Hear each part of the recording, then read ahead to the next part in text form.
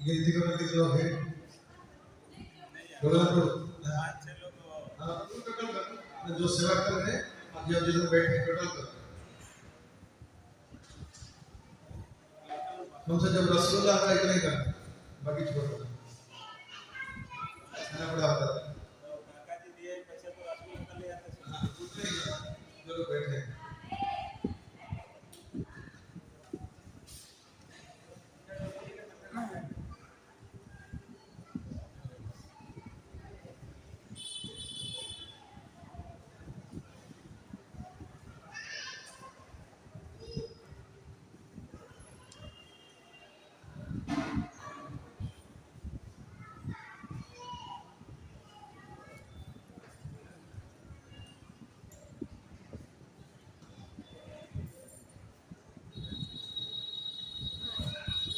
नेपाली के गायक वगैरह सुना रहे हैं हिंदू सुना रहे हैं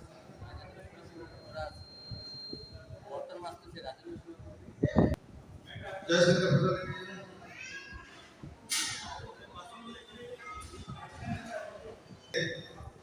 साक्षी गोपाल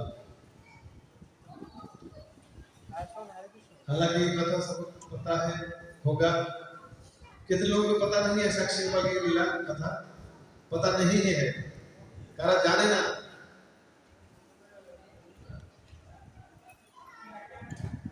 बहुत कम लोग हैं ठीक है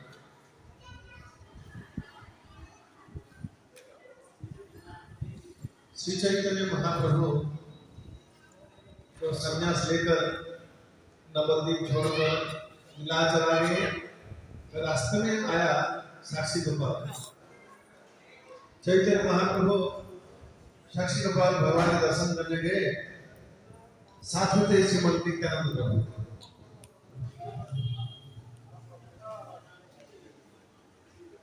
इसको थोड़ा ऊपर रख के शाम को न चले ठीक है ठीक है अच्छा तो ना ना बट से टेबल पे पड़ी टेबल पे साउंड ठीक है दर्शन साउंड रिफ्लेक्शन ऊपर रखले के बोलो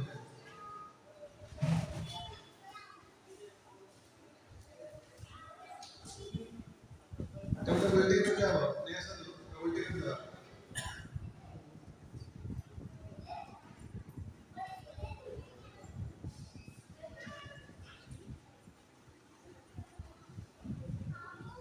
उल्टे दिया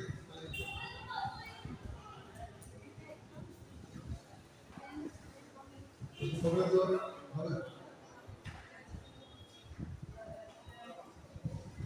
हरे कृष्ण थोड़ा टी-शर्ट में हाँ ठीक बोले तो उस तरह के जैसे था मुझे इस तरह के अच्छा हरे कृष्ण हरे बोल हरे कृष्ण पहले से अच्छा है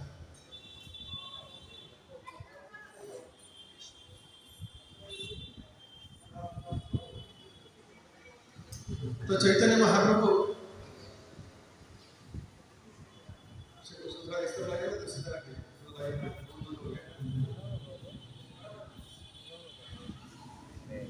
हरे कृष्ण जरा सा इस तरह थोड़ा सा घुमाए जरा सा हरे कृष्ण हरे बोल हरे कृष्ण बस बस ठीक है हरे कृष्ण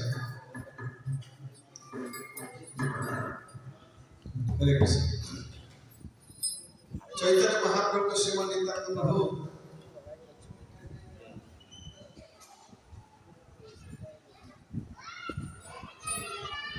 बोल रहे हैं कि जो जब पहले तीर्थ पर आए थे तो उन्होंने ये कथा ब्राह्मणों से सुना था कथा मैं आपको सुना रहा हूँ फिर सुनिएगा कृष्णदास कविराज गोस्वामी श्री चैतन्य चरितामृत में इस दिव्य कथा का वर्णन किया है हरे कृष्ण कृष्ण कृष्ण हरे हरे हरे राम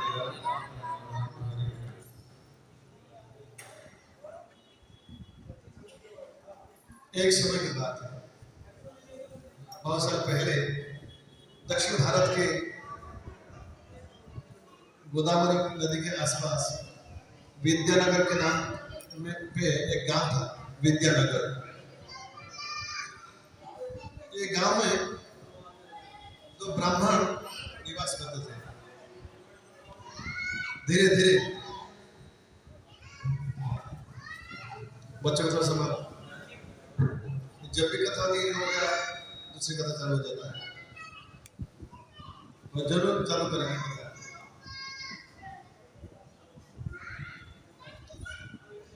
तो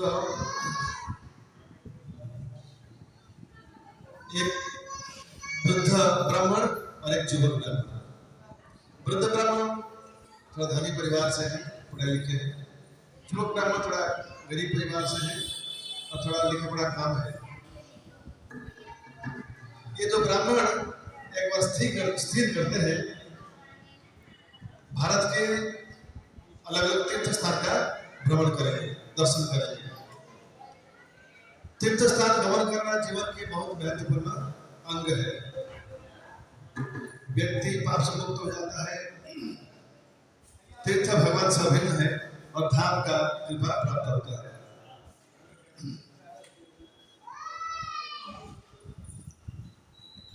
ये लोग गया काशी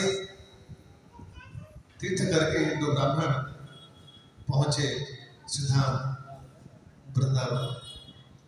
वृंदावन में भी यमुना में स्नान किया, गोवर्धन परिक्रमा किया। फिर यमुना के तट पर गोपाल जी के मंदिर दर्शन करने के लिए जो गोपाल जी ने दर्शन किया।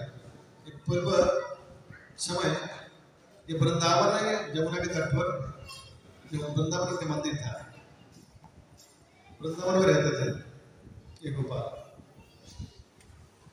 तो वृद्ध ब्राह्मण भगवान के दर्शन करने के पश्चात युवक ब्राह्मण को कहते हैं हे वत्स, तीर्थ करते वक्त तुमने मेरी जितनी सेवा की, जब अस्वस्थ हो गया तुमने मेरी स्वयं के पुत्र की से भी बढ़कर अधिक सेवा की है। तुम्हारी सेवा से अत्यधिक प्रसन्न हूँ। मैं तुम कुछ बदले देना चाहता हूँ, तो उसे कृपया स्वीकार करो। तो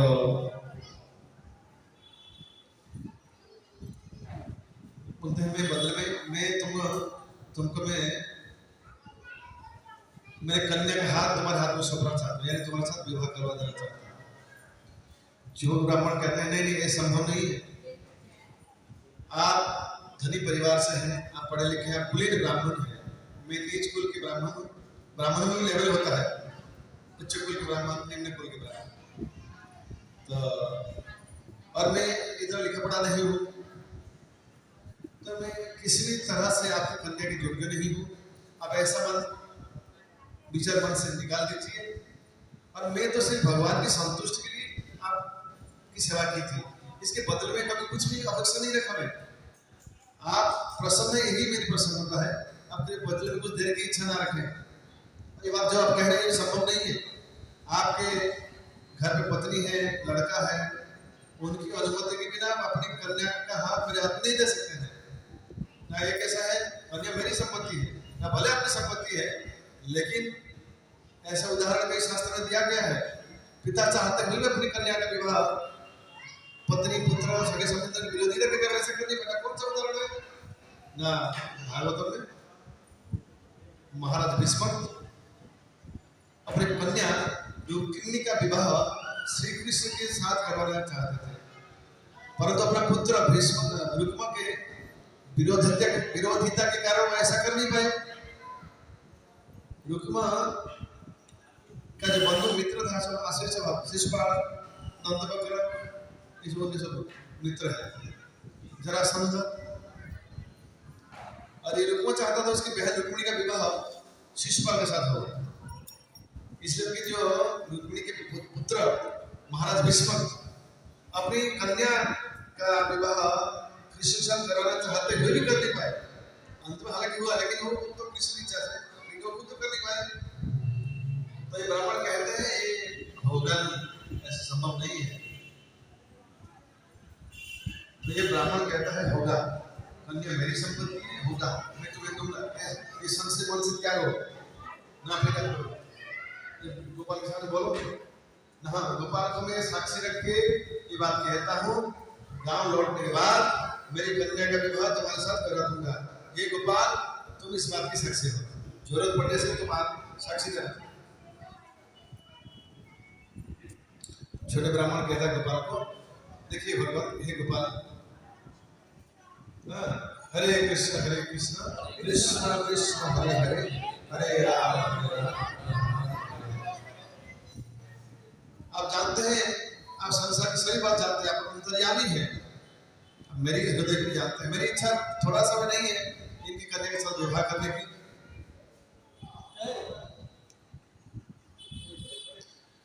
परंतु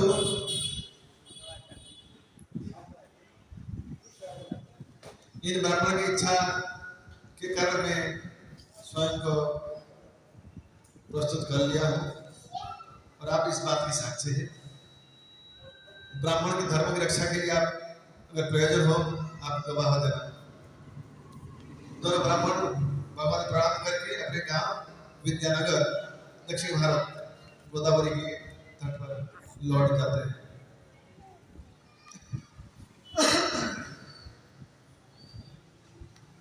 कुछ दिन बीत जाता है, लेकिन एक दिन वृद्ध ब्राह्मण घर पे बात छेड़ता है अपनी पुत्री का विवाह युवक ब्राह्मण के साथ करवाने की। जैसे उसके पत्नी सुनती है, बहुत क्रोध में आ जाती है, खबरदार, हमारी कन्या का विवाह अगर उस युवक ब्राह्मण के साथ करवाओगे, मैं जहर पी के जान दे दूंगी। लड़का कहता है, पिताजी आप क्या भूले हो गए, हमारे बहन के साथ वो लायक कहाँ है, वो नालायक है। हमारी बहन वो कहाँ नहीं है, ऐसा नहीं हो सकता। तो मैंने वचन दिया है, न कौन सुना है, कोई सुना नहीं, न गोपाल सुना है और कोई ना करे। अब ऐसा करना, गोपाल की बात तो छोड़। बोला मैं उस समय क्या बोला था मुझे याद नहीं है, ये बोल रहा, बाकी काम नहीं चला लूंगा। ना गांव में कंप्लेंट करके ना कंप्लेंट कर बोला कि मुझे याद नहीं है, बाकी मैं देख लूंगा। एक दिन युवक ब्राह्मण जो काफी दिन बीत गया, विवाह नहीं हुआ, तो आया। विवाह लोभ के कारण नहीं आया था, ब्राह्मण का वचन रह नहीं पा रहा है, नष्ट हो रहा है। ब्राह्मण धर्म की रक्षा के युवक ब्राह्मण एक दिन वृद्ध ब्राह्मण घर पे आया और वृद्ध ब्राह्मण को कहा कि आपको याद है, तो उस वक्त वो लड़का उसका आ गया, वृद्ध ब्राह्मण लड़का बोला क्या है ना, पिताजी जो मेरे साथ गए थे वृंदावन, वहाँ गोपाल के सामने वचनबद्ध हुए थे कि आपकी बहन के साथ मेरी विवाह, ना तुम्हारी इतनी हिम्मत, तुम वामन होकर आसमानी चांद को पकड़ने की कोशिश कर रहे हो, ठहरो तुम्हें दिखाता हूँ। मैं गया, डंडा लेकर आया, मारने को दौड़ा, तो ये भाग गया वहां से जाकर गांव में विचारक के पास अपना ये रखा, कंप्लेंट दिया, विचार का दिन तय किया गया है, विचारक में बैठे, तो युवक ब्राह्मण ने पूछा कि क्या बात है ना, इस तरह हम बहुत सारे तीर्थ भ्रमण किया, तीर्थ करते वक्त अस्वस्थ हो गए थे, मैं अपने कर्तव्य की सब जगह सेवा की थी, सेवा से प्रसन्न होकर वृंदावन में इन्होंने वचनबद्ध हुए कि अपनी पुत्री अभी मेरे हाथ में देंगे, और आप ये बात सब कर रहे हैं। वृद्ध ब्राह्मण बताया गया कि क्या बात है ना, मैं ठीक से याद नहीं आता, लेकिन याद है युवक ब्राह्मण से टपक पड़ा, देखिए जी ये युवक ब्राह्मण मेरे बहन के साथ विवाह करने के पागल हो गया है, इसके पास क्या है, इसका हम बहन दे दे, ये मेरे पिताजी को धोतरा खिलाकर पागल बना दिया, सारा पैसा छीन लिया, अब कहता है बहन के साथ विवाह करेगा, इसकी मतिगति ऐसी है। और ऐसा कुछ पिताजी बोले नहीं, ये तो खाली के लिए बोल रहा है। इसको पूछा गया तुम्हारा साक्षी कौन है, जब बोला कौन सुना, तुम दोनों जो बातचीत हुई, वचनबद्ध हुए, इसको सुना कौन, ना कोई नहीं है, ना फिर ना एक व्यक्ति है, ना गोपाल भगवान, सब हंस पड़े, बोले मूर्ति साक्षी है, ये पागल हो गया है, चलो ला के साक्षी गवाह दो तो विवाह होगा, नहीं तो बात सत्य में नहीं मानता है। शिव ब्राह्मण का ठीक है, मैं गोपाल को लेकर आऊंगा साक्षी देने के लिए। युवक ब्राह्मण वृद्ध पिता वृद्ध के पुत्र बहुत आनंद ले, बोले तो भूखा नहीं, जो बच गए हैं ये साक्षी लेकर नहीं आ पाएगा, जो मेरे बहन की विवाह जो है इसके साथ नहीं होगा, अच्छा होगा, वो निश्चित हो गया। दो विचार में से विचार का छोटा जो विचार कहता है ये पागल हो गया, गया मूर्ति को साक्षी बुलाने के लिए। बड़े विचार कहते हैं देखो भगवान बहुत दयालु है, आ भी सकते हैं भक्ति की पुकार से, ऐसा नहीं कि संभव नहीं होगा, हो सकता है। इस तरह ये बात नहीं हुई। विश्राम युवक ब्राह्मण चल पड़े वृंदावन की ओर, चलकर पहुंचे वृंदावन में। गोपाल जी की बहुत स्तुति की, प्रणाम किया, बहुत निवेदन किया। गोपाल को कहा है गोपाल आप तो सब कुछ जानते हैं, ब्रह्मांड के आप चालक आप सृष्टि किए हैं, आप अंतर्यामी हैं, आप जानते हैं मेरी जरा सी इच्छा नहीं है, लेकिन ब्राह्मण आपको ब्राह्मण और गाय प्रिय है। नमो ब्रह्मण देवाय गो ब्रह्मण हिताय जगत हिताय कृष्णाय गोविंदाय। हे गोविंद हे गोपाल आपको ब्राह्मण बहुत प्रिय है, आपके प्रिय ब्राह्मण का बात आज झूठ हो रहा है, उसका धर्म नष्ट हो रहा है। मुझे ये पता है कि वृद्ध ब्राह्मण को कन्या देने में जरा सा भी अनिच्छा नहीं है, लेकिन अपने सगे संबंधियों के दबाव के कारण वो ऐसा झूठ बोल रहे हैं, याद नहीं बोल रहे। लेकिन आप अगर सहायता करेंगे तो ब्राह्मण की शुद्धात्मा जो है रक्षा हो जाएगा। अब चलिए मेरे साथ साक्षी देने के लिए विद्यानगर, अब चलेंगे हमारे साथ। अब कुछ बोल नहीं क्यों, ब्राह्मण बहुत निवेदन करता है, बहुत गिर जाता है, बहुत हाथ जोड़ता है, बहुत प्रार्थना करता है, बहुत रोता है। ब्राह्मण को गोपाल जी कहते हैं हे ब्राह्मण तुम कहते हो मुझे चलकर वहां गांव में जाकर साक्षी देने के लिए, मैं पत्थर का मूर्ति हूं, कभी देखा है सुना है पत्थर का मूर्ति चल सकता है, मैं कैसे चलूं? तो ब्राह्मण कहता है हे भगवान आपका बहुत छोटा नहीं है, पत्थर का मूर्ति बोल सकता है, वो चल भी सकता है, अब बोला जाओ चल भी सकते हैं, बोल सकते हैं, चल भी सकते हैं। अब मेरे साथ कपट ना करें, हे गोपाल हे भक्तवत्सल हे भगवान आप कृपया मेरे साथ चलिए और जगत में ऐसे लीला प्रकट करके रखिए ताकि आने वाले जगत को आने वाले भक्त आपके प्रेमी के भक्त बन जाए, उन्हें विश्वास कर चल सकते हैं, बोल सकते हैं, आप लीला भी कर सकते हैं, सब कुछ कर सकते हैं। विग्रह नहत साक्षात ब्रजेंद्र नंदन विप्र लागी कर तुमी अकार्य कारण। ये ब्राह्मण कहते हैं हे गोपाल आप विग्रह नहीं है, आप साक्षात ब्रजेंद्र नंदन है। और उस ब्राह्मण के लिए वो कार्य कीजिए जो कि आज तक कोई विग्रह नहीं किया है, लगता है करेगा नहीं, लेकिन आप करके दिखाइए, आप मेरे पीछे चलिए। तब विग्रह गोपाल कहते हैं मैं तुम्हारे साथ हार गया हूँ वत्स, ठीक है मैं तुम्हारे साथ चलूंगा, मुझे एक से चावल लाओ, अन्न बना के खिलाओ, मैं खा कर चलूंगा। ब्राह्मण भिक्षा मांगता है, अन्न पकाता है, भगवान खिलाता है, एक से चावल डालना। फिर गोपाल कहते देखो एक शर्त में चलूंगा, कंडीशन है, मैं पीछे पीछे चलूंगा तुम आगे आगे चलोगे। मेरे पायल की आवाज सुनकर समुद्र में तुम्हारे पीछे चल रहा हूं। हाँ हरे कृष्ण कृष्ण कृष्ण हरे हरे हरे राम और जहां तुम पीछे मोड़ कर देखोगे वहीं मैं रुक जाऊंगा, आगे नहीं बढ़ूंगा, ये शर्त है, मंजूर है ना? ठीक है। भगवान चल पड़े, पहले बार युवक ब्राह्मण गोपाल का नाम लेता हुआ आगे चलता रहा, भगवान चलते रहे पीछे, छलक छलक आवाज उनकी पावल की आवाज से ब्राह्मण पता चल रहा था कि भगवान गोपाल के पीछे चल रहे हैं। इस तरह वृंदावन से चलकर दक्षिण भारत आ गए और गोपाल की आवाज पायल की आवाज सुनता रहा युवक कि भगवान के पीछे चलते हुए आ रहे हैं। धाम वृंदावन से एक जगह पर आवाज बंद हो गया, कुछ समय बीत गया तो भगवान की इच्छा करते हुए गायब नहीं हो गए। अगर भगवान नहीं होंगे गांव में पहुंच जाऊंगा, जाकर देखो गोपाल आया हूं, पीछे कोई है नहीं, मजाक का वस्तु बन जाऊंगा मैं। बड़ी धर्म संकट है, गोपाल कह के रखा है कि पीछे मुड़ कर देखोगे वहीं मैं रुक जाऊंगा, पीछे देखो या सामने देखो, चलो ना चलो, बहुत संकट में आया। फिर उसके बाद स्थिर किया, अगर गोपाल पता चला कि मैं गांव के तो एंड में आ गया हूँ, गांव में पहुंच गया हूँ और मोड़ कर देखूंगा तो कोई दिक्कत है नहीं, यहाँ सब बुला के लाऊंगा, गोपाल का ठहर भी जाए कोई तकलीफ नहीं है, और नहीं है तो दूसरी बात है। तो इस तरह टाइम में पहुंचा, फिर मोड़ को पीछे देखा तो गोपाल वहीं ठहर गए, गोपाल थे पीछे। तो ये ब्राह्मण बहुत रोया कि मैं पीछे मुड़ आपको संबोधन किया, अब यहाँ रुक जाएंगे, थोड़ा अंदर चलिए, जाने की जरूरत है ही नहीं, तुम्हारे गांव में आ गया मैं, थोड़ा आवाज कम करो, सीटी मार रहा है। मैं थोड़ा सा हरे कृष्ण हरे कृष्ण किशोर देखो, एक रोसी देखो, हरे कृष्ण।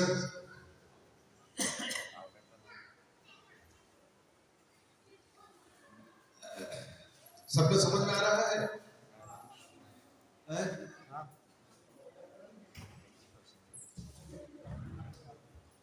हरे कृष्ण, हरे वैसे कम है, बड़ा हरे कृष्ण हरे कृष्ण, हरे एक बड़ा हरे कृष्ण हरे कृष्ण, हरे ठीक है, हरे कृष्ण। बेटी नाम हो गई होते बारे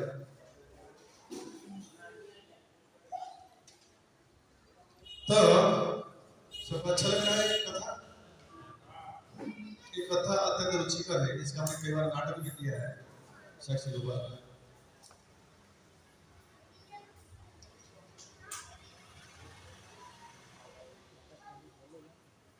भगवान कहते हैं कोई बात नहीं, चिंता मत करो, मेरी इच्छा से घटना घटी, मैं ही रुकना चाहता था, इसलिए रुक गया। तुम जाओ विचार करो और उसी कन्या के पिताजी को सब बुला कर ले आओ, फिर मैं गवाह दूंगा।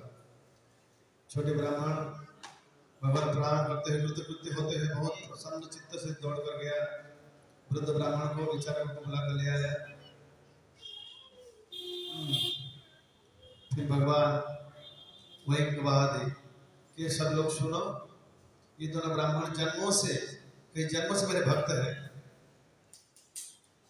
और आज मैं सबके समक्ष ये गवाह देता हूँ कि वृद्ध ब्राह्मण मेरे सामने वृंदावन में अपनी कन्या का हाथ इस युवक ब्राह्मण के हाथ में सौंपने का वादा किया था, इसलिए मेरी आदेश है कि आज यही मेरे समक्ष इन दोनों का विवाह करवाया जाए।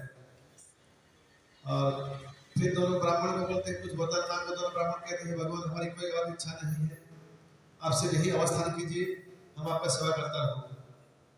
तो गोपाल कहते हैं ठीक है, ऐसे ही होगा। उसी दिन से गोपाल जो कि वृंदावन से चलकर आए थे, अब विद्यानगर के दक्षिण भारत के विद्यानगर गांव में वहीं रह गए, और दोनों ब्राह्मण गोपाल की सेवा करते रहे, और कन्या का विवाह हुआ छोटे ब्राह्मण के साथ। और अब कन्या के जो भाई है वो कुछ वो बड़े प्रसन्न के साथ विवाह में सहयोग किया, विवाह संपन्न हुआ। बाद में ये विग्रह की कथा और भी है। वृंदावन से आकर दक्षिण भारत में विद्यानगर में रह गए विग्रह, वहीं सेवा पूजा चलता रहा। बहुत काल के बाद, साल के बाद उत्कल के राजा महाराज पुरुषोत्तम देव, से बताओ, ये विस्तारित बताओ, थोड़ा मीडियम काका कहते हैं संक्षेप में। अच्छा हाथ उठाओ, ये पूरा कितने लोग सुनना चाहते हैं, शॉर्ट में कितने लोग सुनना चाहते हैं, पूरा डिटेल अथवा संक्षेप में? संक्षेप वाले, अब मीडियम वाले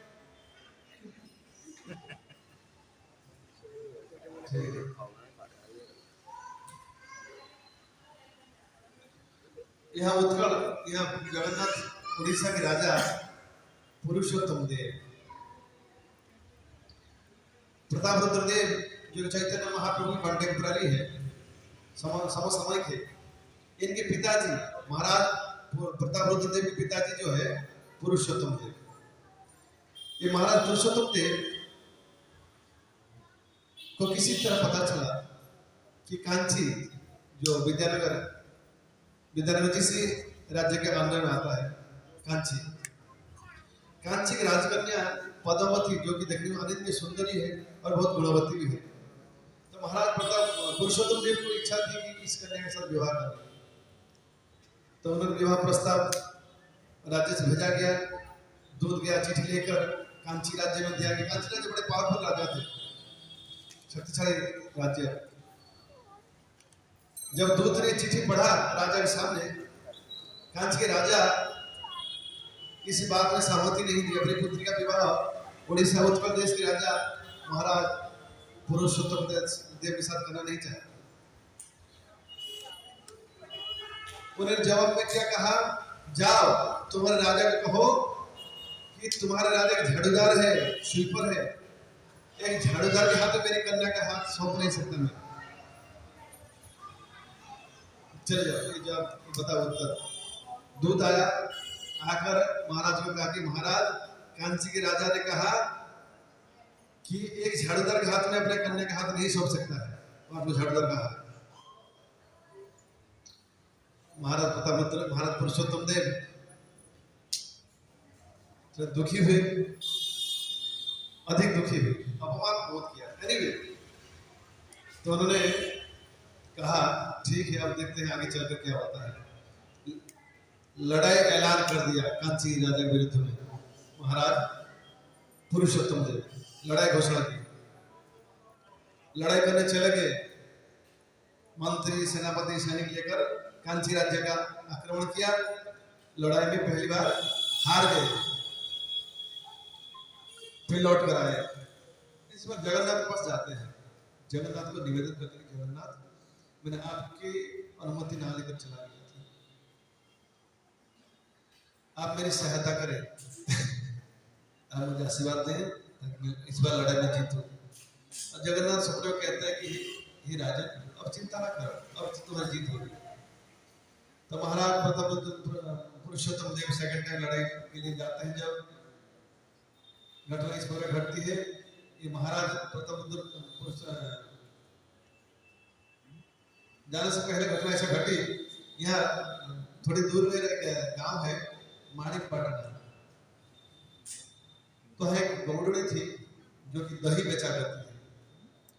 और दही बेच रही थी, रास्ते में ये दो भाई, एक काला एक गोरा, घोड़े के ऊपर बैठकर वहां से गुजरे। दो प्यास लगी थी, इन लोगों ने दही से, गौड़नी से, जो दही बेचने वाली से दही पिया। दही बेचने वाली ने पैसा मांगा, उसने कहा, दोनों भाई ने कहा हमारे पास पैसे नहीं है। पीछे महाराज पुरुषोत्तम देव आ रहे हैं, हमें तुमको अंगूठी देते हैं मुद्रिका, ये राजा को देना, वो फिर पैसे देंगे कौड़ी। तो ये दो भाई चले गए, पीछे आए महाराज पुरुषोत्तम देव, उनको रोका और दिखाई अंगूठी है। दो भाई दही पी के गए, उसका पैसा चुकाया, अंगूठी लेके बोले देखा तो जगन्नाथ की है।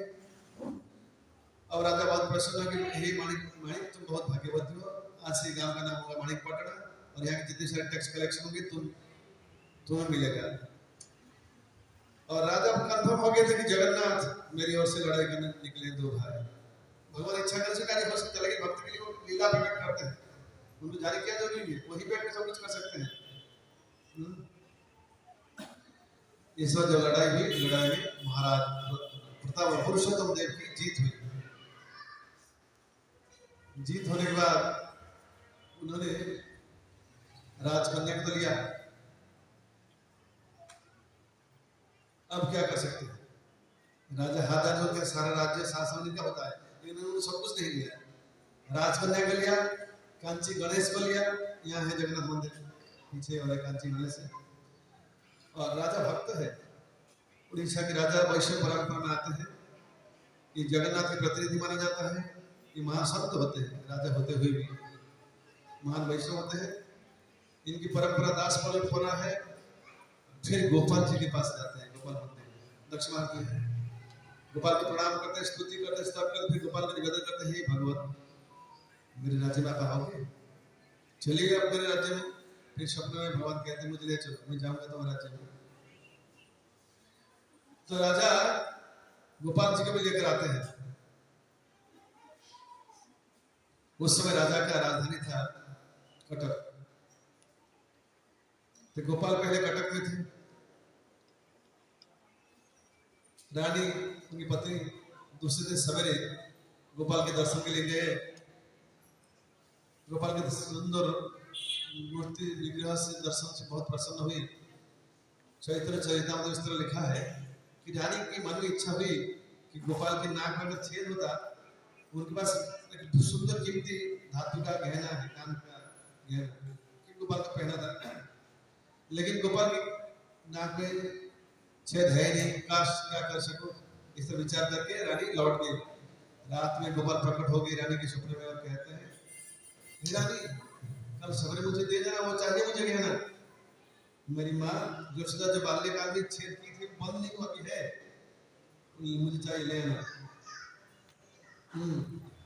भगवान को कभी किसी मांगते क्या, भगवान इन अनगिनत इस तरह गहना बना सकते हैं, लेकिन भक्त क्योंकि प्रेमिक है, उसमें प्रेम है, श्रद्धा है, इसलिए भगवान ऐसे भक्त से मांगते हैं क्योंकि उसे प्रेम मिला हुआ है कि लेने से भगवत पक्षरे तुई थारु सही भावे धेनु पछे पछे बत्सा गमे खेल हो गए। भगवत जैसे कि बछड़ा माँ गाय के पीछे दौड़ती रहती है, क्यों, कब थोड़ा मौका मिल जाएगा दूध पी लूंगा माँ से, यही बछड़ा का आनंद है, दूध पीना। छोटे बच्चे माँ से थोड़ा मौका मिले दूध पी लूंगा, अच्छा लगेगा। अमृत होता है बच्चा के लिए। तो भगवान इस तरह बछड़ा की भांति गाय है भक्त और बछड़ा है भगवान। भगवान के यहाँ भजन में क्या बताया जा रहा है कि भगवान बछड़ा होकर भक्त के पीछे घूमते हैं, बछड़ा के नाते भक्त के प्रेम की आशा से कब मुझे थोड़ा प्रेम करेगा, उसमें खुश हो जाओ। भगवत बछड़े तो था उसे इस रानी की प्रेम के कार्य उन्होंने मांगा रानी को कि मुझे लेके दो सवेरे, और दूसरा दिन सवेरे रानी जाकर नाक में पहना दिया गहना गोपाल के। उसके बाद ये गोपाल को लेकर कटक से यहाँ जगन्नाथपुरी लाया गया। जगन्नाथपुरी मंदिर के अंदर गोपाल जी थे। थोड़े दिन के बाद समस्या खड़ा हुआ। ये जगन्नाथ को छप्पन भोग लगता है, कुछ अच्छे अच्छे आइटम गोपाल जी को चला जाता है, दोनों में प्रेम कंदल हुआ। जगन्नाथ कहते हैं यहाँ इनको हटाओ, मेरे अच्छे अच्छे चीज खा लेते हैं गोपाल। फिर गोपाल को यहाँ से हटाकर साक्षी पर गांव में वहां रखा गया, वहीं रहने लगे। ये हुआ गोपाल की कथा। लेकिन ये राजा की कथा रह गया। राजा पद्मावती को तो लेकर आए यहाँ उत्कल देश में, और मंत्री को कहा, इनके पिताजी ने क्या कहा था, ये कन्या कहा था कि झाड़ूदार के साथ नहीं रहना, इसका विवाह हे मंत्री तुम्हें आदेश देता हूँ, एक झाड़ूदार देखकर इसका विवाह करवा देना। इसके पिताजी बड़े दम है? तो मंत्री बुद्धिमान इंतजार करते रहे। रथ यात्रा का समय आया। रथ यात्रा में ऐसा परंपरा है, यहाँ के उड़ीसा के जो राजा है वो जगन्नाथ के रथ के सामने झाड़ू मारते हैं पहले, फिर रथ चलता है। चैतन्य महाप्रभु बहुत प्रसन्न हुए। जो उड़ीसा के राजा प्रतापरुद्र देव जगन्नाथ के सामने नम्र होकर झाड़ू लगा। सुंदर लिखा है कि राजा के नम्रता देखकर महाप्रभु बहुत प्रसन्नता हुई। हाँ, तो जब राजा झाड़ू लगाने लगे, फिर झाड़ू देना पूरा जब हो गया, सबके सामने पद्मावती के हाथ लेकर मंत्री ने क्या कि राजा के हाथ में सौंप दिया कि महाराज आपने कहा था इस कन्या के विवाह झाड़ू के साथ करना, आप झाड़ू में लगा रहे हैं, तो बात आपकी आदेश हम पालन करते हुए आपको आपके हाथ में देने से राजा की तो इच्छा थी, बुद्धिमान है और राजा मन को जानते हैं। यदि इस तरह पद्मावती के साथ महाराज पुरुषोत्तम देव का विवाह हुआ। कांचीराज का कांचीराज बड़ा प्रसिद्ध था, बहुत शक्तिशाली राजा था। तो कांची से राजा क्या क्या लेकर आए, गोपाल को और गणपति को। गणेश, कांची गणेश। तो ये गोपाल जी पहले कहाँ थे? वृंदावन में। छोटे ब्राह्मण, दो ब्राह्मण की धर्म की रक्षा के लिए चलकर आए दक्षिण भारत के विद्यानगर गांव में, और वहां से लेकर राजा आए यहाँ कटक, कटक से फिर पुरी, पुरी से फिर साक्षी गोपाल। समझ में आया विग्रह कितना स्थान परिवर्तन किया? वृंदावन, विद्यानगर, कटक, पुरी, साक्षी गोपाल। हरे कृष्ण कृष्ण कृष्ण हरे हरे, हरे राम राम राम हरे। तीसरा को भरिया